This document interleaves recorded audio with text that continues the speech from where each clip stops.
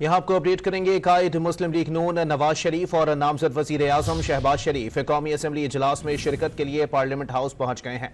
मजीद जानते हैं don news के नुमाइंदे अब्दुल्ला मोहम्मद से। जी अब्दुल्ला, अपडेट कीजिएगा।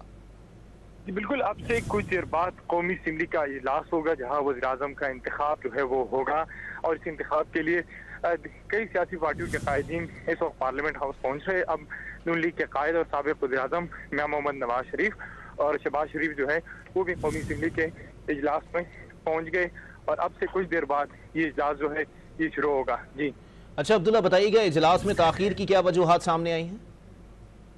इजलास जो है वो 11 बजे शुरू होना था, लेकिन अब चूंकि सियासी कायदीन आहिस्ता आहिस्ता पार्लियामेंट हाउस आ रहे हैं, और अभी तक जो कायदीन है और मेम्बरान है कौमी असम्बली के, उनकी तादाद अभी पूरी नहीं है, और अभी आहिस्ता आहिस्ता वो मेम्बरान पार्लियामेंट हाउस पहुंचना शुरू हो गए हैं।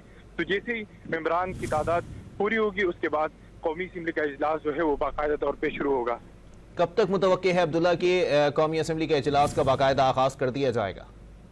जी बिल्कुल, इस वक्त पार्लियामेंट में सियासी कायदीन जो है वो राहदारियों में मौजूद है और मीडिया से गुफ्तगू भी कर रहे हैं। कौमी असम्बली के सेक्रेटेरिएट का कहना है कि अब 30 से 40 जो मेम्बरान हैं वो पार्लियामेंट हाउस उनकी एंट्री नहीं हुई, और जैसे ही पार्लियामेंट हाउस में एंट्री होगी और मेम्बरान की तादाद पूरी होगी उसके बाद बाकायदा तौर पर कौमी असम्बली का इजलास होगा, और वज़ीर आज़म के इंतखाब का जो वोटिंग का अमल है वो भी शुरू होगा।